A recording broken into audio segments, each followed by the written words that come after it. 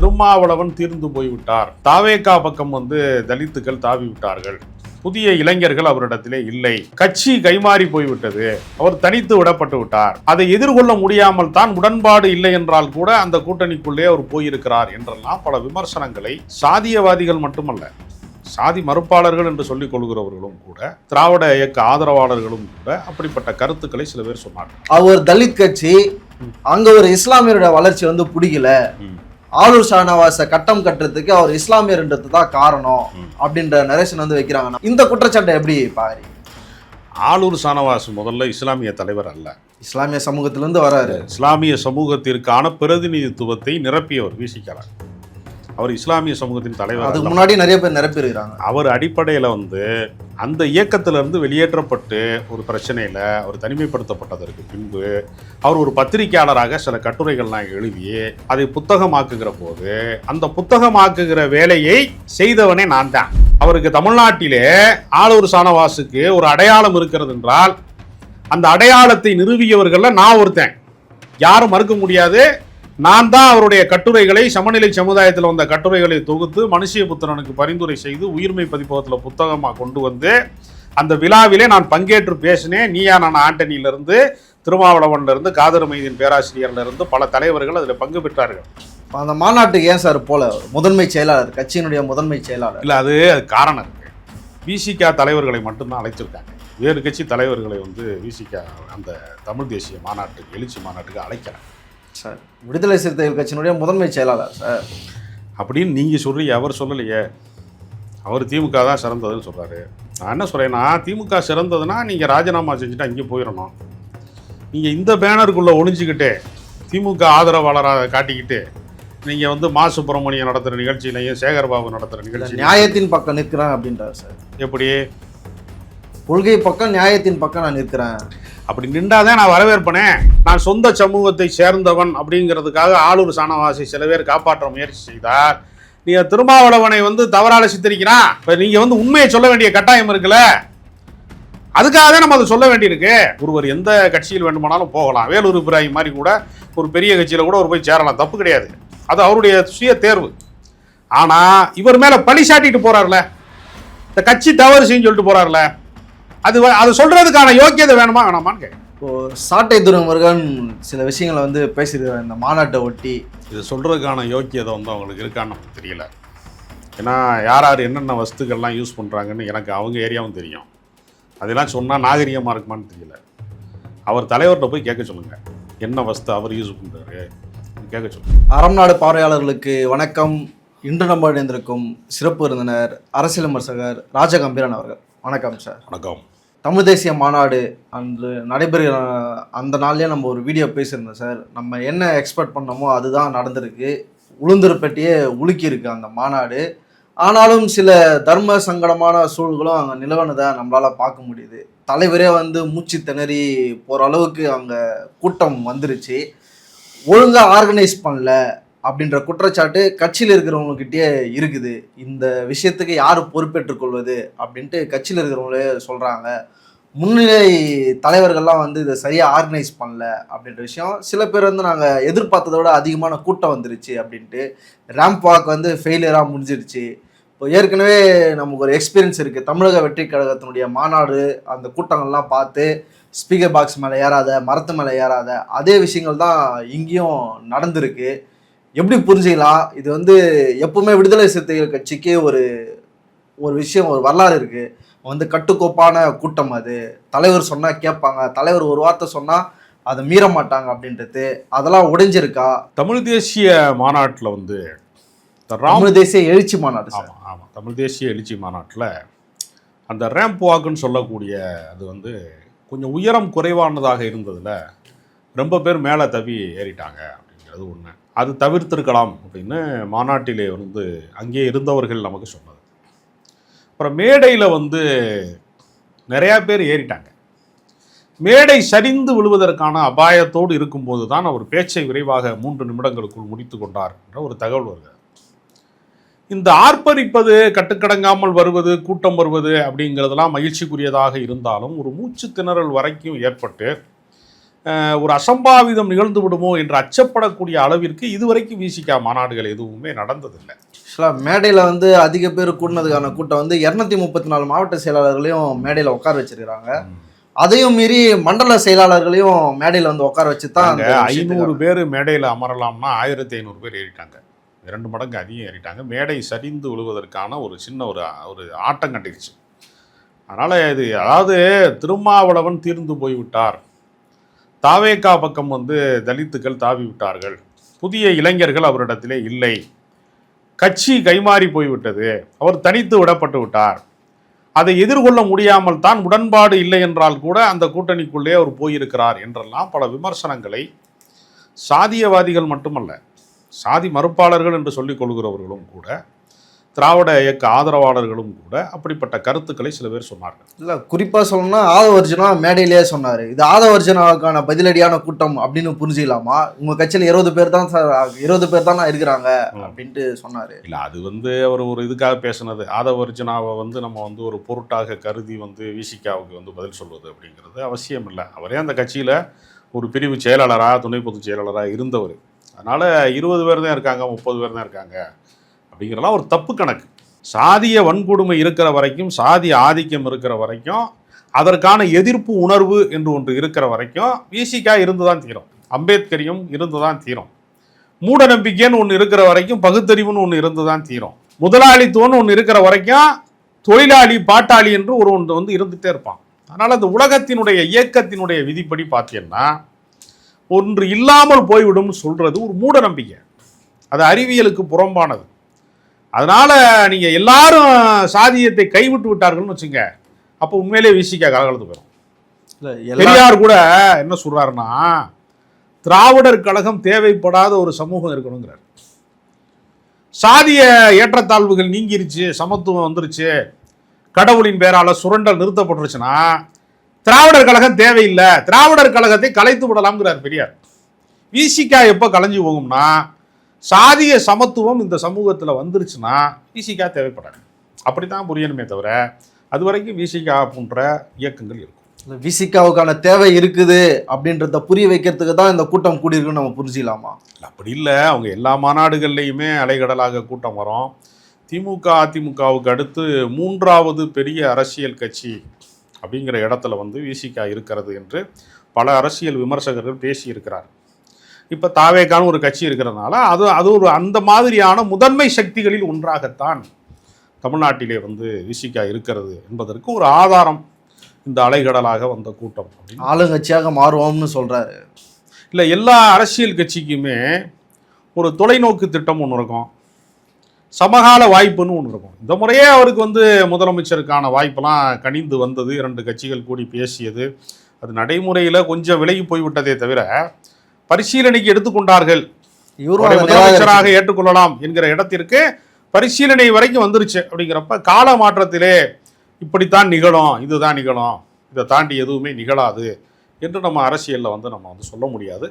காலம் அதற்கான வாய்ப்பை வந்து கதவை தட்டி கொண்டே இருக்கிற போது காலம் அதற்கான வாய்ப்பை தரும்னு நினைக்கிறேன். 2026 தேர்தல் ரிசல்ட்டுக்கு அப்புறமா பேசப்பட்ட முக்கியமான டிஸ்கஷனில் ஒன்று வந்து தலித்துகள் ஓட்டு வந்து அப்படியே தமிழக வெற்றி கழகத்துக்கு வந்து போயிடுச்சு, விஜய் வந்து தலித்துகள் மத்தியில் விஜய்க்கு ஒரு மாஸ் வந்து வந்துருச்சு அப்படின்றது. இப்போ இந்த பக்கம் இவ்வளோ பெரிய கூட்டம் வந்து கூடியிருக்கு, இந்த கூட்டத்தை எப்படி புரிஞ்சுக்கலாம்? இல்லை எல்லாருக்குமே எல்லா கட்சியினரும் நடத்துவாங்கள்ல, மாநாடு நடத்திட்டா ஒரு கூட்டத்தை காமிச்சு அது மூலமாக சீட்டு பேசுறது, அது மூலமாக தங்களுக்கான வாய்ப்புகளை வாங்குறதுன்றது, அது மாதிரியான கூட்டம் தான் இப்படி புரிஞ்சுக்கலாமா? இல்லை, அதாவது தலித்து வாக்கு வங்கி என்பது, அடித்தட்டு மக்களுடைய வாக்கு வங்கி என்பது மொத்தமாக வந்து எம்ஜிஆர்கிட்ட போயிருச்சுன்னு அவர் காலகட்டத்தில் பேசப்பட்ட வரலாறு ஒன்று உண்டு. அது உண்மையானு கேட்டால் எல்லா சமூகங்களுக்குள்ளேயும் என்ன தாக்கத்தை வந்து ஒரு சினிமா நடிகருக்கோ அல்லது புதிய அரசியல் கட்சி எழுச்சி பெறுகிற போதோ எல்லா கட்சியிலையுமே அப்படி தானே சேருவாங்க. புதிய அலை ஒன்று வருகிற போது அதற்குள் தன்னை இணைத்துக் கொள்வது அப்படிங்கிற அரசியல் வந்து நடக்கும். இப்போ தாவேகா ஆட்சி பொறுப்பில் ஏற்றதுக்கு பின்பு கூட 8 பேர் தலித்துக்கள் அமைச்சர்களாக இருக்கிறார்கள் என்றெல்லாம் கூட பேசினாங்க. ஆனால் அவர்கள் அந்த பிரச்சனைக்கு குரல் கொடுப்பார்களா, ஆணவ படுகொலைக்கு தனிச்சட்டம் இயற்றுவதற்கு அவர்கள் பேசுவார்களா அப்படின்னு பல கேள்வி இருக்கு. அப்போ அடையாளத்திலே வந்து ஒருவர் என்னவாக இருக்கிறார் என்பது அல்ல, செயல்பாட்டிலே அவர் என்னவாக இருக்கிறார் என்பதுதான் கணக்கு. அதனால சீட்டு பெறுவதற்காக மாநாடு போடுறதுன்னா தேர்தல் அருகிலே இல்லையே. நாடாளுமன்ற தேர்தல் 2029, இப்போதைக்கு தமிழ்நாட்டிலே தேர்தல் முடிந்து விட்டது. இதற்கு பின்பு கூட்டத்தை காட்டி நான் இருக்கேன் அப்படின்னு சொல்ல வேண்டிய, நிரூபிக்க வேண்டிய அவசியம்லாம் அவர் கிடையாது. அவர் ஒரு கருத்தியலை தொடர்ந்து வலியுறுத்தி கொண்டே இருக்கிறார். எனக்கு தெரிந்து விகிதாச்சார முறைப்படி தான் தேர்தல் நடத்தப்பட வேண்டும். அமெரிக்கா போன்ற முன்னேறிய நாடுகளிலே இப்போ நீங்கள் 2 கட்சி நிற்கும் போது அந்த பர்சன்டேஜில் வந்து நீங்கள் பார்த்தீங்கன்னா 60,000 ஓட்டு வாங்கினவர் ஒருத்தர் ஜெயிக்கிறாரு, 58,000 ஓட்டு வாங்கினவர் தோக்குறாரு அப்படின்னா அந்த 57,000 பேர் 58,000 பேர் ஓட்டு போட்டானே அந்த வாக்குக்கு என்ன மரியாதை? அப்போ மொத்தமாக பர்சன்டேஜ் போட்டு அதுக்கு தக்கன பிரதிநிதிகளை உருவாக்கினா தான் உண்மையான ஜனநாயகம் மலரும். விகிதாச்சார பிரதிநிதித்துவம் வேண்டும் அரசியலிலே, அதுதான் உண்மையான ஜனநாயகம் என்று கூட கடந்த காலங்களிலே கருத்தரங்கத்தை விசிக ஏற்பாடு செய்திருக்காரு. அப்போ அதையெல்லாம் ஏற்றுக்கொள்வார்களான்னு ஒரு கேள்வி இருக்கிறார். இப்போ ஆட்சியில் பங்கு அதிகாரத்தில் பங்குன்னு விசிக தான் அந்த பிரகடனத்தை செய்தது. தாவேகா அதை வந்து கையில் எடுத்துக்கொண்டது. அப்போ எப்போவுமே என்ன செய்வாங்கன்னா பொது பிரச்சனைகளிலே சில கருத்தியலை சில பேர் பேசுவாங்க. காலத்தால் இன்னொரு பெரிய இயக்கம் அதை கைப்பற்றிடும். நான் இன்னொரு விஷயமும் சொல்கிறேன். தலித்து இஸ்லாமியருக்கான ஒற்றுமை எழுச்சி அப்படின்னு ஒரு கருத்தியல் இருக்குல்ல, அதை யார் தமிழ்நாட்டினுடைய மேடைகளிலே முதலில் பேசினார்கள் என்று ஒரு வரலாறு இருக்குது. அது பழனி பாபா பேசினார். ஏன்னா நீங்கள் வந்து சாதியற்றவர்கள் அப்படின்னு நீங்கள் வந்து இந்திய சமூகத்தில் யாரை அழைக்க முடியும்? இந்து சமூகத்திலே வந்து ஒருத்தன் பிறக்கும் போதே ஒரு சாதியில் தான் பிறக்கிறான். சாதியற்றவன் என்று யாரை சொல்ல முடியும்னா இஸ்லாமியர்களை தான் சொல்ல முடியும். ஏன்னா அவனுக்கு சாதி கிடையாது. சில பேர் விவரம் தெரியாமல் சொல்லுவான், லெப்ப இருக்குங்க, இங்கே மரக்காயர்லாம் இருக்குங்க, ராவுத்தர்லாம் இருக்குங்க அப்படின்னு. அதெல்லாம் வந்து ஒரு சில பட்டப்பெயர்கள் தான். வந்து ராவுத்தர் வந்து அருவாளை தூக்கிட்டு போய் மரக்காயரை வெட்டிட்டாரு, லெப்பையை வெட்டிட்டாருலாம் கிடையாது. சாதி கலவரம்லாம் இங்கே கிடையாது. அது பிரிவுகள் வேறு. ஸ்கூலில் கூட ஏ செக்ஷன் பி செக்ஷன் வச்சுருக்கேன். அது ஒரு சாதி பிரச்சனையாக சொல்ல முடியாது. அப்போ சாதியற்றவர்களாக இருக்கிறவங்க இயல்பாகவே வந்து சாதி வேற்றுமை, அதாவது நபிகளே என்ன சொல்றாருன்னா பிறப்பால் உயர்வு தாழ்வு கற்பிக்கிறவன் என்னை சார்ந்தவன் கிடையாதுங்கிறாரு. அவன் வந்து இஸ்லாமியன் கிடையாதுங்கிறாரு. அப்போ இயல்பாகவே மீலாது விழா மேடைகளிலே, சமூக நல்லிணக்க மேடைகளிலே சதாம் ஹுசேன் தூக்கிலிடப்பட்ட போது மிகப்பெரிய முக்கியமான பிரச்சனைகள், பாலஸ்தீன விடுதலை பாரியான கருத்துக்கள்லாம் திருமாவளவன் பங்கு பெறாத கூட்டங்களோ நிகழ்ச்சிகளோ போராட்டங்களோ ஆர்ப்பாட்டங்களோ ஒரு இஸ்லாமிய தலைவர் என்னெல்லாம் பங்கு பெறுவாரோ அது அனைத்திலையும் அவர் பங்கு பெற்றிருக்கிறார். டிசம்பர் 6 வந்து விடுதலை சிறுத்தைகள் கட்சி தலித் இஸ்லாம் எழுச்சி நாள் அப்படிங்கிற ஒரு கருத்தியலை கொண்டு வர்றாங்க இல்லையா? அது பழனி பாபா முழங்கினாரு. பழனி பாபாவுடைய மறைவுக்கு பின்பு, அவர் கொடையுண்டதற்கு பின்பு அந்த கருத்தியலை வந்து தமிழ்நாட்டிலே தூக்கி சுமந்த இயக்கங்கள் அப்படிங்கிறப்ப KM ஷரீஃப்ங்கிறவர் அதை அவருடைய சீடராக இருந்து, அவர் புதுக்கோட்டையில் இருக்கிறவர், தமிழக மக்கள் ஜனநாயக கட்சிங்கிற அமைப்பு தலைவர், அதை பேசினார். அவர் பேசிய குரல் வந்து எல்லா தரப்பு மக்களையும் சென்றடையலை. ஒரு பகுதி சார்ந்த அரசியலை அவர் மட்டத்திற்குள்ள அது போய் சேர்ந்துச்சே தவிர எல்லா தரப்புக்கும் போய் சேரலை. அதை கொண்டு போய் சேர்த்தவர் யாருன்னா திருமாவளவன் தான். அப்போ எப்பொழுதுமே என்ன ஆகும்னா ஒரு கருத்தியலை ஒருவர் முன்வைக்கிற போது அதை விட வலிமையான இன்னொரு இயக்கம் வந்து தங்கள் பிரகடனமாக மாற்றிக்கொள்வார். அப்படி தான் தாவேகா ஆட்சியில் பங்கு அதிகாரத்தில் பங்குன்னு பேச போய் அவங்களுக்கு பெரும்பான்மை பெறாததுனால இன்றைக்கு அது நடைமுறைக்கு சாத்தியப்பட்டிருக்கிறது. தலித் இஸ்லாம் அந்த ஒற்றுமை குறித்து பழனி பாபாலேருந்து அது தொடங்குதுன்றீங்க. ஆனால் இப்போ வந்து விடுதலை சிறுத்தைகள் கட்சியின் மேலே வைக்கிற, வெளியிலிருந்து வைக்கிற முக்கியமான குற்றச்சாட்டு, அவர் தலித் கட்சி, அங்கே ஒரு இஸ்லாமியருடைய வளர்ச்சி வந்து பிடிக்கல, ஆளூர் ஷானவாஸை கட்டம் கட்டுறதுக்கு அவர் இஸ்லாமியர்ன்றது தான் காரணம் அப்படின்ற நரேஷன் வந்து வைக்கிறாங்க. இந்த குற்றச்சாட்டை எப்படி பாருங்க? ஆளூர் ஷானவாஸ் முதல்ல இஸ்லாமிய தலைவர் அல்ல, இஸ்லாமிய சமூகத்திலிருந்து வராரு. இஸ்லாமிய சமூகத்திற்கான பிரதிநிதித்துவத்தை நிரப்பியவர் விசிகா. அவர் இஸ்லாமிய சமூகத்தின் தலைவர். அதுக்கு முன்னாடி நிறைய பேர் நிரப்பியிருக்கிறாங்க. அவர் அடிப்படையில் வந்து உணர்வு என்கிற பத்திரிகையில் நிருபராக இருந்து அது மூலமாக ஏற்பட்ட பழக்கத்தில் இருந்தவர். தமிழ்நாடு முஸ்லீம் முன்னேற்ற கழகத்தில் மிக நீண்ட காலம் பயணித்தவர். அந்த இயக்கத்திலிருந்து வெளியேற்றப்பட்டு ஒரு பிரச்சனையில் அவர் தனிமைப்படுத்தப்பட்டதற்கு பின்பு அவர் ஒரு பத்திரிகையாளராக சில கட்டுரைகள்லாம் எழுதி அதை புத்தகமாக்குகிற போது அந்த புத்தகமாக்குகிற வேலையை செய்தவனே நான் தான். அவருக்கு தமிழ்நாட்டிலே ஆளூர் ஷானவாஸுக்கு ஒரு அடையாளம் இருக்கிறது என்றால் அந்த அடையாளத்தை நிறுவியவர்களில் நான் ஒருத்தன், யாரும் மறுக்க முடியாது. நான் தான் அவருடைய கட்டுரைகளை சமநிலை சமுதாயத்தில் வந்த கட்டுரைகளை தொகுத்து மனுஷியபுத்திரனுக்கு பரிந்துரை செய்து உயிர்மை பதிப்பகத்தில் புத்தகமாக கொண்டு வந்து அந்த விழாவிலே நான் பங்கேற்று பேசினேன். நீயா நான் ஆண்டனியிலிருந்து, திருமாவளவன்லேருந்து, காதர் மைதீன் பேராசிரியர்லேருந்து பல தலைவர்கள் அதில் பங்கு பெற்றார்கள். அதனால் அவரை கொண்டு போய் விசிகாவில் சேர்த்து விட்டதில் என்னுடைய நண்பர்கள் ஃபாரூக்கு இன்னும் சில நண்பர்கள்லாம் சேர்ந்து தான் அதை செஞ்சாங்க. அதனால் அவர் நேரடியாக அந்த கருத்தியலுக்குள்ளேலாம் அவர் இருந்தாரெலாம் சொல்ல முடியாது. அவரை அடையாளப்படுத்தி ஒரு சிந்திக்கிற இளைஞராக இருக்கிறாரு அப்படின்னு அதிகமான அங்கீகாரம், ஓவரான அங்கீகாரம் உடனே கொடுத்து துணை பொதுச் செயலாளர்லாம் கொடுத்து அவருக்கு டிபேட்டுக்கு போனதை தவிர எந்த உழைப்பும் இல்லாதவரே அவரை அடையாளப்படுத்தி சட்டமன்ற உறுப்பினராக்கி அவரை பெருமைப்படுத்தியவர் திருமாவளவன். ஒரு தனிநபர் வளர்ச்சி என்பது வேறு, சமூகத்திற்கான பங்களிப்பு என்பது வேறு. இஸ்லாமிய சமூகத்திற்கான பிரச்சனைகளிலே அதிகமாக குரல் கொடுத்தவர் திருமாவளவன் என்றால் அதனுடைய அதிகார அறுவடையை தனக்காக மாற்றிக்கொண்டவர் ஆலூர் ஷானவாஸ். இப்போ ஆலூர் ஷானவாஸ் அந்த கான்செப்டை உருவாக்கலை, அதை உருவாக்கியவரே விசிகாவிலே பொருளாளராக இருந்து மறைந்த முகமது யூசுப்ங்கிறவர் திருமாவளவனுடைய நண்பர். அவர் தான் இந்த கருத்தியலை கொண்டு போய் சேர்க்கணும். இப்படி ஒரு ஒரு தளபதியா ஒருத்தர் இருக்கிறாரு, இப்படிப்பட்ட கருத்தியல்வாதியா திருமாவளவன் இருக்கிறாருன்னு அவர் தான் இந்த டிசம்பர் 6 கருத்தரங்கங்களை எல்லாம் ஏற்பாடு செய்தவர். அதுல பங்கு பெற்றதுல நான் கூட பல கருத்தரங்கங்கள்ல பேசியிருக்கேன், பல நிகழ்வுகள்ல நான் பேசியிருக்கேன். நான் கட்சியில சேரலையே தவிர அந்த நிகழ்வுகள்லாம் நான் பங்கேற்றிருக்கேன். அதனால ஆலூர் ஷானவாஸ் ஒரு வந்துட்டு போனவர் ஒருத்தர். ரயில்வே ஸ்டேஷன்ல பல பேர் வர்றான், வண்டியில கொஞ்சம் பேர் ஏறுவான், கொஞ்சம் பேர் இறங்குவான், ரயில் போயிட்டே இருக்கும். அவர் இறங்கிட்டாரு ரயிலை விட்டு, அதனால இனிமேல் ரயில் ஓடாது பாண்டியன் எக்ஸ்பிரஸ்ல இருந்து. அந்த மாநாட்டுக்கு ஏன் சார் போல முதன்மை செயலாளர், கட்சியினுடைய முதன்மை செயலாளர்? இல்லை, அது காரணம் இருக்கு. விசிகா தலைவர்களை மட்டும்தான் அழைச்சிருக்காங்க, வேறு கட்சி தலைவர்களை விசிகா அந்த தமிழ் தேசிய மாநாட்டுக்கு, எழுச்சி மாநாட்டுக்கு அழைக்கிறாங்க சார். விடுதலை சிறுத்தைகள் கட்சியினுடைய முதன்மை செயலாளர் சார் அப்படின்னு நீங்கள் சொல்றீங்க, அவர் சொல்லலையே. அவர் திமுக தான் சிறந்ததுன்னு சொல்கிறாரு. நான் என்ன சொல்கிறேன்னா, திமுக சிறந்ததுன்னா நீங்கள் ராஜினாமா செஞ்சுட்டு அங்கே போயிடணும்.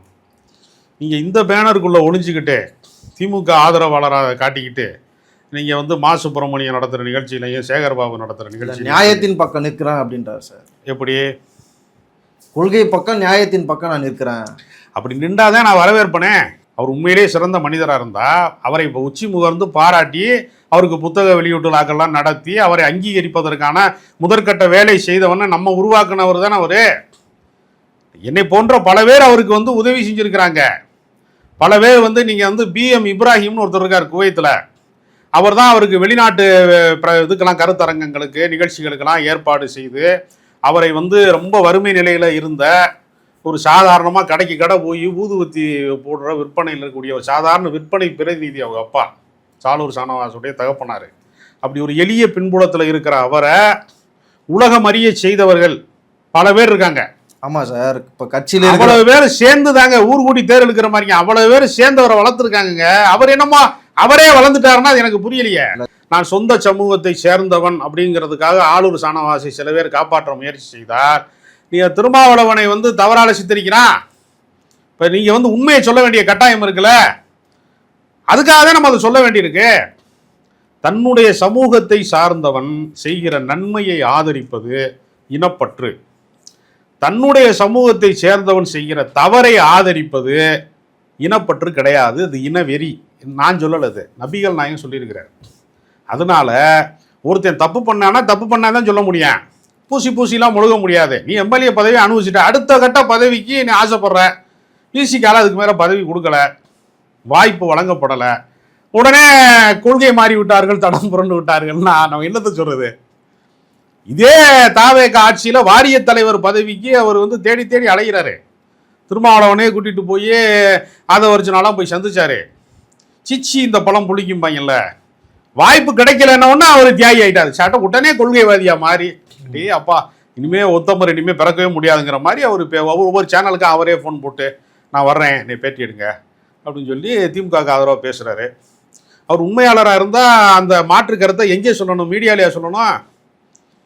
நீங்கள் திருமாவளவனோடு விவாதிக்கலாமே, யார் வேணாலும் மாற்று கருத்தை விவாதிக்கலாமே. அவரோட மற்ற தலைவர்கள் மாதிரி விவாதிக்க முடியாத தலைவரே இல்லையே. இது நமக்கான அடையாளம் இல்லை. தாவேகா பின்னாடி நீங்கள் போகலாமா, விஜய் பின்னாடி நம்ம போகலாமா, விசிகா போகலாமா, அம்பேத்கரிஸ்டாக இருந்துட்டு நம்ம எப்படி போய் விஜய் ஆதரிக்க முடியுங்கிறது உட்கட்சிக்குள்ளையில விவாதிக்கணும். ஒவ்வொரு ஊடகமாக போய் விவாதிச்சா என்ன அர்த்தம்? சன் நியூஸில் வச்சா பேசுகிறத நீ ஒரு கட்சி பிரமுகர், என்னை மாதிரி அரசியல் விமர்சகர் என்ன வேணாலும் பேசலாம். இன்னைக்கு நான் திருமாவளவன் ஆதரிக்கலாம், நாளைக்கு விமர்சிக்கலாம். நானு கட்சி பொறுப்பு வாங்கிட்டு விமர்சிக்க முடியுமா? நான் திமுக உறுப்பினர் ஆயிட்டு திமுக சரியில்லை இல்ல இந்த அறிவுரையெல்லாம் சொல்ல முடியுமா? இந்த அறிவுரையெல்லாம் ஏன் வந்து பகலவனுக்கோ இல்ல சங்கத்தமிழனுக்கோ வரமாட்டேன்றது தானே பிரச்சனையா இருக்குது பொது. சங்கத்தமிழை நான் வந்து இடைநீக்கம் செஞ்சா அவர் வந்து அமைதியா இருந்து மறுபடியும் நடவடிக்கை நீக்கிற வரைக்கும் காத்திருக்காருல. சங்கத்தமிழன் வந்து தாவேகாவுக்கு போனாரா, திமுகவுக்கு போனாரா, வேற எங்கேயாவது போனார்? அவரு எங்கேயுமே போகல. அவர் உண்மையிலேயே அந்த அந்த அந்த கட்சிக்கு நம்ம தான் முக்கியமான தூணுன்னு அவர் நினைக்கிறாரு, அவர் போகல. இது அப்படி இல்லைல்ல. நீ வழிபோக்கனா இருந்தா என்ன செய்ய முடியும்? ஒரு கட்சியில நீங்க பயன்படுத்திக்கிறீங்க. எத்தனை பேர் அந்த கட்சிக்காக வந்து தியாகம் செஞ்சிருக்கான், கடந்த காலங்களில் ரத்தத்துல குளிச்சிருக்கான், ஆணவ படுகொலையில் எத்தனை பேர் கொல்லப்பட்டிருக்கான். அது எவ்வளவு பேருடைய தியாகத்துல, எவ்வளவு பேருடைய உழைப்புல அந்த இயக்கத்தை அவங்க வளர்த்துருப்பாங்க. நீ அதுல போய் அதிகாரத்தை அறுவடை பண்ணிட்டு அடுத்த கட்ட வளர்ச்சிக்காக இன்னொரு கட்சி தேடுறதுக்காக வேண்டி அந்த கட்சி மேல பழி சாட்டிட்டு போகக்கூடாது. நான் திமுக அவர் போறதை நான் விமர்சிக்கல. ஒருவர் எந்த கட்சியில் வேண்டுமானாலும் போகலாம். வேலூர் இப்ராஹிம் மாதிரி கூட ஒரு பெரிய கட்சியில கூட ஒரு போய் சேரலாம், தப்பு கிடையாது. அது அவருடைய சுய தேர்வு. ஆனா இவர் மேல பழி சாட்டிட்டு போறாருல, இந்த கட்சி தவறு செய்யும் சொல்லிட்டு போறாருல, அது சொல்றதுக்கான யோக்கியதை வேணுமா வேணாமான்னு கேட்குறேன். இப்போ சாட்டை துரைமுருகன் சில விஷயங்களை வந்து பேசியிருக்கிறார் இந்த மாநாட்டை ஒட்டி. தமிழக வெற்றி கழகத்தில் இருக்கிற தற்கூரினா நீங்களாம் யாரு அப்படின்ற கேள்வி கேட்குறாரு. வஸ்துக்கள் பிரயோகம் பண்ணிட்டு வந்திருக்கிறாங்க, அதாவது போதைப் பொருட்கள்லாம் எடுத்துகிட்டு வந்திருக்கிறாங்க, யூஸ் பண்ணிட்டு ஆட்டம் ஆரத்து அப்படின்லாம். எப்படி பாருங்க இந்த விஷயங்களை? இது சொல்கிறதுக்கான யோக்கியதை வந்து அவங்களுக்கு இருக்கான்னு நமக்கு தெரியல. ஏன்னா யார் யார் என்னென்ன வஸ்துக்கள்லாம் யூஸ் பண்ணுறாங்கன்னு எனக்கு அவங்க ஏரியாவும் தெரியும். அதெல்லாம் சொன்னால் நாகரிகமாக இருக்குமான்னு தெரியல. அவர் தலைவர்கிட்ட போய் கேட்க சொல்லுங்கள், என்ன வஸ்து அவர் யூஸ் பண்ணுறாரு அப்படின்னு கேட்க சொல்லுங்கள். நீங்கள் வந்து லட்சக்கணக்கிலேயோ ஆயிரக்கணக்கிலேயோ கூடுகிற மாநாடுகளில் பொதுக்கூட்டங்களில் யார் யார் என்னென்ன வஸ்தை யூஸ் பண்ணுறாங்கன்னு செக் பண்ணி அவ்வளோ விட்றாங்க. இதெல்லாம் என்ன பேச்சு? ஒரு கட்டுப்பாடாக இருந்திருக்கணும் அப்படிங்கிறத நம்ம கருத்தம். இதை பயன்படுத்தி கொண்டு வீழ்த்துவதா? சாட்டை துரைமுருகன் எப்படிப்பட்ட ஆள்னா, நல்ல கண்ணு பற்றி எல்லாரும் என்ன சொல்லுவோம்? ஒரு கம்யூனிஸ்ட தோழர், விடுதலை போராட்ட வீரர், அப்படி தான் நம்மளாம் சொல்லுவோம். அவர் என்ன தெரியுமா சொன்னார்? அவர் வீடியோ இருக்கானா போய் பாருங்கள். அவர் மறவர் அப்படின்னு ஒரு சாதியை சுட்டி காட்டி ஒரு வீடியோ பேசியிருக்காரு. அப்படின்னா அவர் புத்தி என்ன லட்சணத்தில் இருக்குன்னு புரிஞ்சுக்கணும். நல்ல கண்ணை தோழராக பார்ப்பதா அவரை சாதியாக பார்ப்பது? அவங்க மாமனாரே சாதிய வன்கொடுமையில் கொல்லப்பட்டவர். ரெண்டு ஆதிக்க சாதிக்கும் பட்டியலின மக்களுக்கும் சண்டை வரும்போது ஆதிக்க சாதிக்கு எதிராக நின்றவர் நல்ல கண்ணன். அவரை போய் அவர் மறவர் அப்படின்னு சாட்டை பேசியிருக்காரு. அப்படிப்பட்ட பேர்வழிகளுக்கு ஆள் மனதில் என்ன புத்தி இருக்கும்? திருமாவளவனை வீழ்த்துவதற்கான ஒரு வீழ்ச்சிக்கான ஒரு பாயிண்ட்டாக வந்து இந்த மாதிரி மைனஸை எடுத்துக்கிறாங்க. திருமாவளவனே அதான் சொல்கிறாரு, அத்துமீறாதியடா, வரம்பு மீறாதிய, கட்டுப்பாடோடு இருங்க தான் அவரும் சொல்கிறாரு. எல்லா கட்சிக்கும் பொதுவானதுங்க கடமை, கண்ணியம், கட்டுப்பாடுங்கிறது அண்ணாவுக்கு மட்டும் சொந்தம் கிடையாது. எல்லா கட்சியிலையுமே ஒரு கட்டுப்பாடு இருக்கணும், ஒரு ஒழுக்கம் இருக்கணுங்கிறது எல்லாருக்கும் பொதுவானது. அதுக்கு விசிகா விதிவிலக்கல்ல. விசிகாவில் வந்து அது ஒழுங்காக நடந்திருக்கணும்னு சொல்லலாம், இன்னும் ஒழுங்காக ஆர்கனைஸ் பண்ணி அவ்வளோதான் நம்ம சொல்ல முடியும். அது முறைப்படுத்தணும்னு சொல்லலாமே தவிர அதுக்கு ஒழுங்காக பாதுகாப்பு வழங்கலைன்னு சில பேர் சொல்கிறாங்க. போலீஸ் வந்து பாதுகாப்பு வழங்கலைங்கிறாங்க, பல காரணத்தை சொல்கிறாங்க. அது யாராவது குற்றம் சாட்டுறாங்களா? யார் மேலேயாது இல்லை. அசம்பாவிதம் தவிர்க்கப்பட்டது. இது மாதிரி எதிர்காலத்தில் நடக்காமல் பார்த்துக்கணும், அவ்வளோதான். அரங்கத்திற்கு வந்து பல்லவத்தில் நினைக்கிறோம். ரொம்ப நன்றி சார்.